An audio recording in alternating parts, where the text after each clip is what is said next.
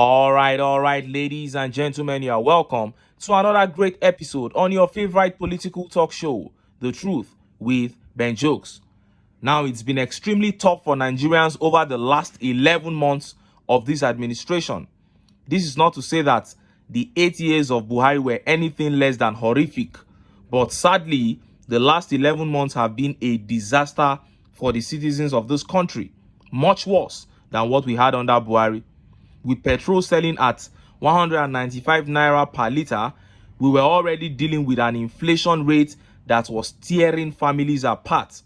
But as soon as TINUBU took over, his subsidy removal announcement on the 29th of May saw the price of petrol soar to 615 naira per litre, and within a week, struggling families were relegated to hungry families.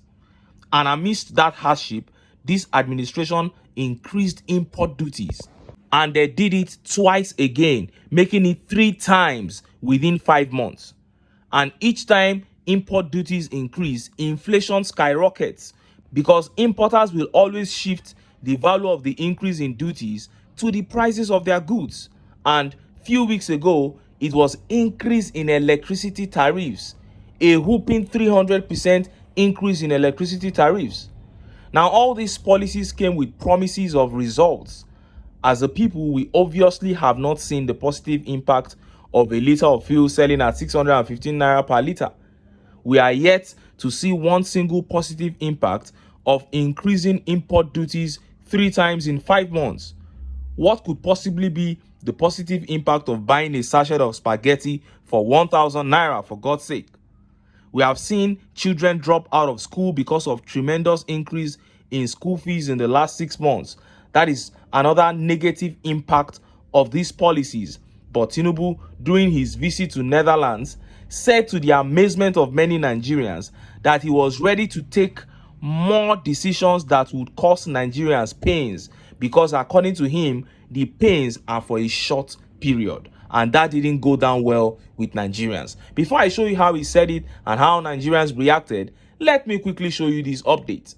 If you recall, over a week ago, Northern Elders Forum, after reflecting on the level of poverty and insecurity in Nigeria right now, came out and said that the Northerners who supported TINUBU regret ever supporting him. But former governor of Zamfara and TINUBU's Minister of State for Defense, Bello Metawale, came out and insulted the Northern Elders Forum. And he said TINUBU has done a great job in terms of securing Nigeria. And after hearing this, Bandit decided to pay his hometown in Zamfara a visit. Look at how the papers reported it.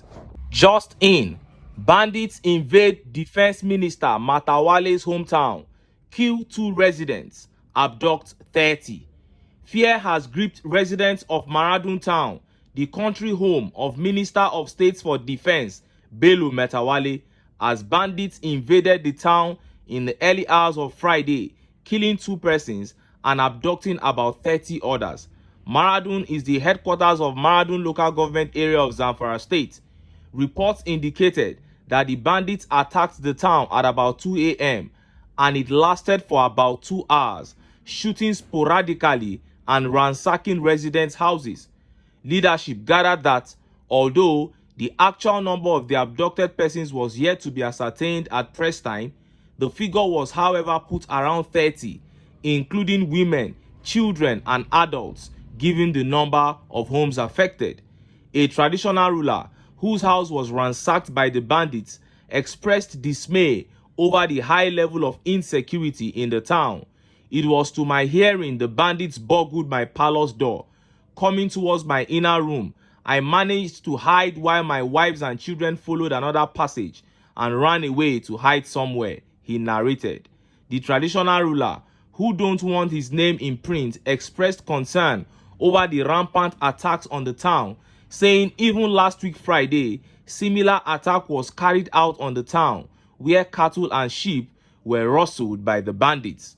A resident of the town, Hassan Ibrahim, lamented that the attack was terrible as bandits were stationed at different locations with sophisticated weapons. When I heard their movement close to my door, I crossed over to a nearby wall and ran for my dear life, and luckily escaped, but overheard them saying that we have all hidden, he added. He stressed the need for the Minister of State for Defense, who is the immediate past governor of Zamfara State, to intervene in the security situation of his country home to avert further attacks. Now, let us listen to what Tinubu said about his harsh policies in his visit to the Netherlands. Look at how the papers reported it. I am a determined leader who will continue to make difficult decisions even if there is short-term pain. Tinubu. Bola Tinubu has said that he is a determined leader who will continue to make difficult decisions even if such decisions will come with short-term pain. He made this known on Thursday while speaking during a meeting with Prime Minister Mark Rutte of the Netherlands at his official residence. Known as the Cassius in The Hague, according to the statement issued by Chief Ajuri Ngelale, Special Advisor to the President, Media and Publicity, he affirmed that Nigeria offers immense opportunities across a pool of sectors and that his administration is deepening reforms to enhance the investment climate. The statement reads, taking a holistic view of the world order, there is a tremendous opportunity between us across trade spheres, but especially in solid minerals, where we have high-grade lithium deposits that we know can power the clean energy future of the world. There is excellent value additive opportunity in Nigeria. The world knows us for oil. They will soon know us for greater innovative exploits in other areas.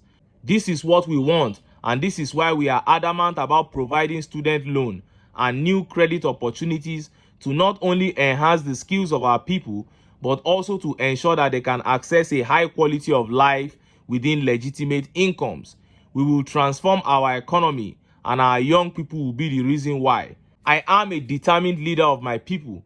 I have and will continue to take the difficult decisions that will benefit our people, even if there is short-term pain. We have gone through the worst of the storms. I am unafraid of the consequences once I know that my actions are in the best long-term interest of all Nigerians. You heard that? Now, I don't know if you listened well enough to spot the contradiction in that speech. He said he will take the tough decisions without minding the consequences as far as it is in the interest of all Nigerians. Without minding the consequences on who? Still on Nigerians? Because I don't understand. If you are taking decisions in the interest of all Nigerians, then you have to, as a matter of compulsion, mind the consequences of those decisions on these same Nigerians. Because when you increase import duties 3 times, in 5 months, and you are saying you don't care about the consequences on Nigerians as far as you are able to generate money for the government, then what is the government going to do with that money? Who is government in the first place? Is it not still Nigerians? And you know what? He's actually right, because this is exactly what this administration is doing. Robbing Peter to pay Paul. You increase import duties 3 times in 5 months so as to generate more revenue for the federal government at the expense of the poor man on the streets. Then that money is later shared during their FAC meeting. They share the money to governors, to ministers, and the rest. So what they mean is that those ones are also Nigerians. So they take money from Nigerians to pay other Nigerians. And even the removal of subsidy on electricity, they now make the tariff high. Nigerians will pay for darkness so that there will be more money for some other Nigerians to furnish their lavish lifestyle. And look at how Nigerians reacted to him describing the pains that come from his policies as short-term pains. Olamilekon here said, short-term pain, you say? We have been in pain for almost a year now. How is that a short-term pain? Do you know how many people have died from this short-term pain? May God inflict that short-term pain on you too in million folds. Chai. And this tweet by Charles says, short-term pain started from May 29, almost 1 year, and there is no sign of anything getting better. Naira is nosediving. What has improved since this government grabbed power? This tweet here by OK says, a year pain is not short-term pain. Can you live after 2 months without taking your drugs? As you are making decisions, Just know that many people are in very bad situations. You people should go look for jobs and leave people's money alone. And OJ here says, has it not always been pain for Nigerians in the past 9 years since the APC took over? Mr. Tinubu, is that not an indictment of multiple failures on your party and leadership? Things were much better before the APC. Pain care.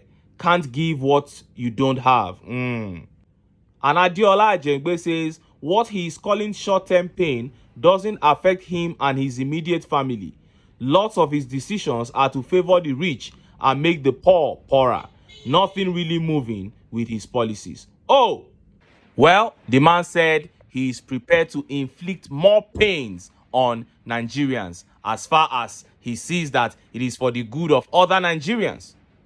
And one thing to observe about that speech is the tone, the lack of remorse in it. And that is why I say Nigerians are in serious trouble with the APC. If Nigerians want to break free from this maltreatment, from this hold of poverty, hunger, squalor, and hopelessness, then they need to come together and get the APC out of power. But until then, make I still enter town. Make I go get some ogbonge political news wey una go like. Why? Because of una. Now I dey here, so don't go away. Don't go away.